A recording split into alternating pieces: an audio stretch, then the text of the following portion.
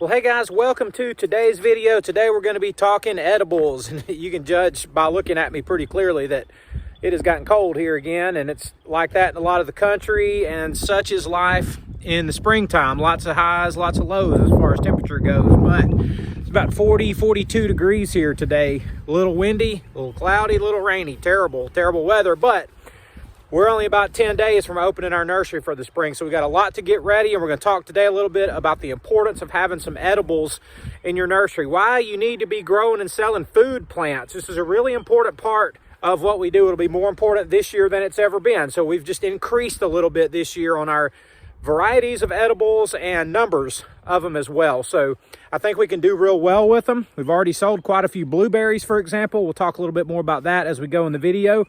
But that's what we're going to talk about today, so let's dive right in here. Now today I want to show you just a few edibles that we have, that we're working with, that we have a lot of success with, and that we'll be selling this year. This is a table here. It's got strawberries on it, and these are in 1801, so that's 18 pots per flat. So we have these, and if I turn around here the other way, we have more of them back around on this side of the nursery that are kind of, you know, we got these right here, which is another 8 trays or so, and then another 8 or 10 trays right back there. The reason that I'm showing you these is because, you know, we like to have a lot of things in our nursery that are small at a very small, low price, just so people can, you know, everybody can get something if they want it. And, you know, this early spring season, as we move into the middle spring season towards mid-April to late April in my location, it's garden season for people. So people are putting in their gardens, and one of the things that people grow a lot of here are strawberries. So, you know, even though we'll have, I don't even know our numbers, 450 of them, 480 of them, something like that. We'll sell every single one of these probably by the 1st of May to the 2nd week of May, something like that.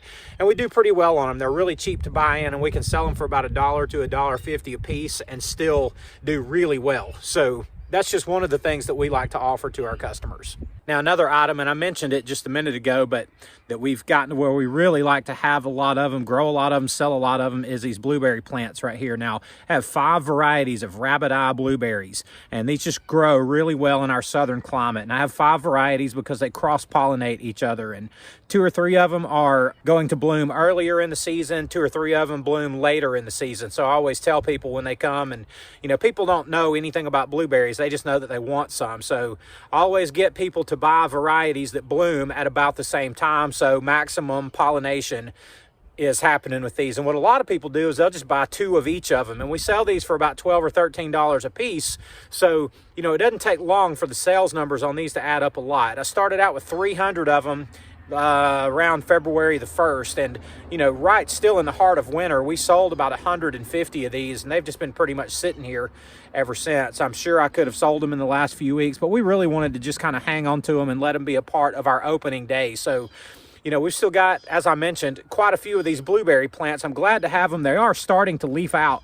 And just a close-up example, like you can see this one right in here starting to leaf out, but they're all, you know, really developing leaf buds on them right now. In fact, we're supposed to get down to about 27 or 28 degrees tonight, so I'm going to take all of these and we're going to put these inside our barn for the night, load up all these varieties and put them in our barn tonight, just to make sure that those really tender leaves don't get damaged overnight in a frost. And kind of on a side note, you know, it's really that time of year. I love this time of year in the nursery because everything's starting to come to life, and, you know, warmer, brighter days are ahead. But, you know, one of the downsides of dealing with plants in a nursery this time of year is cold nights after things start to leaf out, and then storms. You know, here in the deep south, we have a lot of thunderstorms, a lot of wind.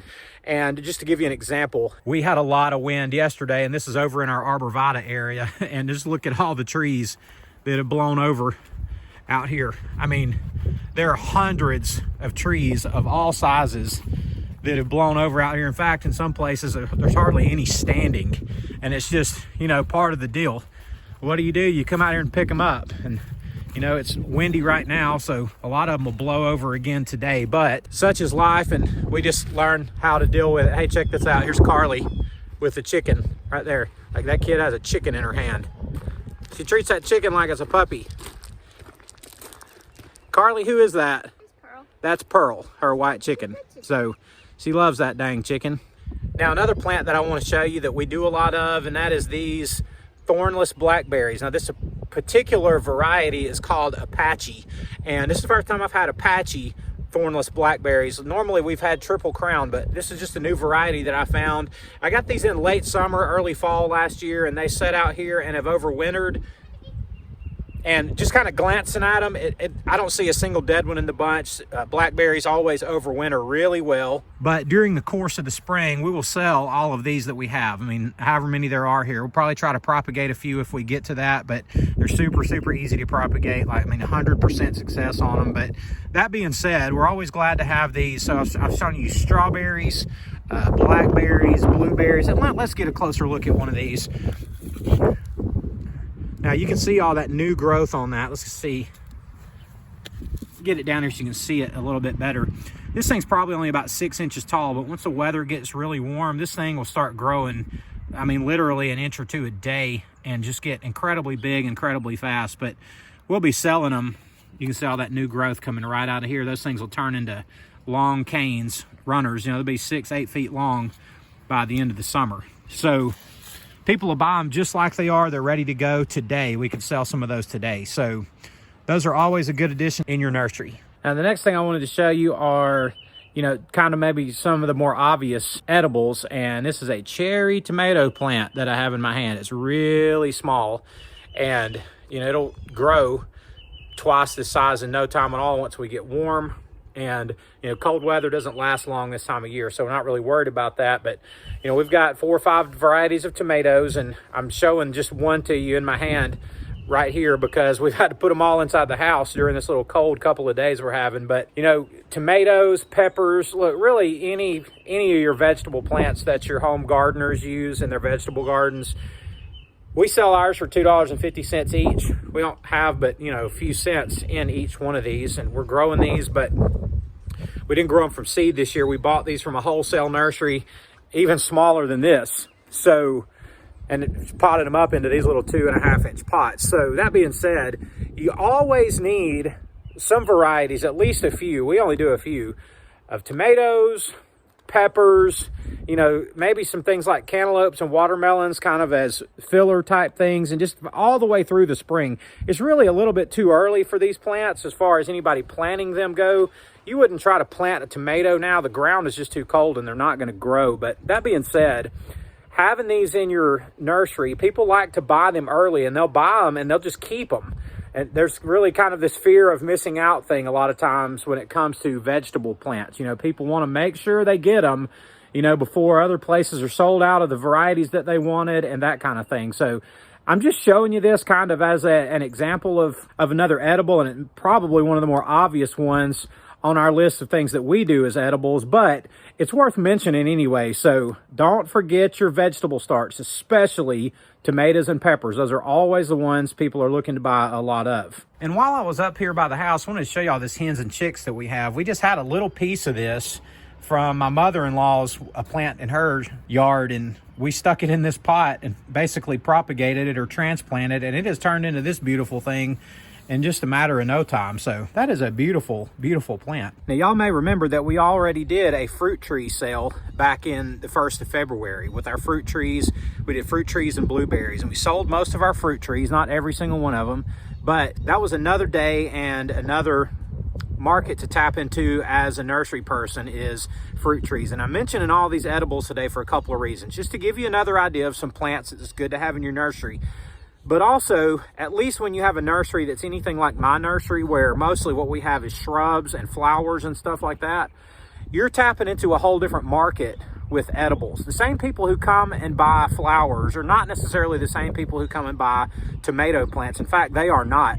I would say on an average spring day that 80, maybe 85% of our customers are women, are female, who come to our nursery and they buy flowers, which is great. I love every one of them. We need every one of those ladies. That being said, men are the one who come and buy fruit trees, and men are the ones who come and buy tomato plants and pepper plants and plants for their vegetable gardens. And the same thing is true with screening trees. It's almost always men who are buying screening trees. And I'm just saying that to say it's good to have plants that you can grow yourself or that you can supply in whatever way yourself that reach across different markets, and they're not all marketed to the exact same group of people. And you just kind of recognize that with time. You recognize that maybe there are some plants that older people buy more than younger people, maybe like some of the heirloom hydrangea varieties like Annabelle, for example, or like an old style PG hydrangea or something like that. Maybe some old yellow bells types of forsythias. And there's a number of plants that kind of fall into that category, but at least in my opinion, it's good to grow different things, edibles and everything else, that you know different markets of people, different target groups of people are going to come and buy from you. So you don't have all of your eggs in one basket. You may have a lot of them or even most of them in one basket, but in my opinion, it's good to spread it around. At least that's the way that we do it in our nursery. It's possible that you could do an entire nursery, an entire business with nothing but edibles. In fact, one of our Nursery U members, I'm going to put a screenshot up of his flyer that he made.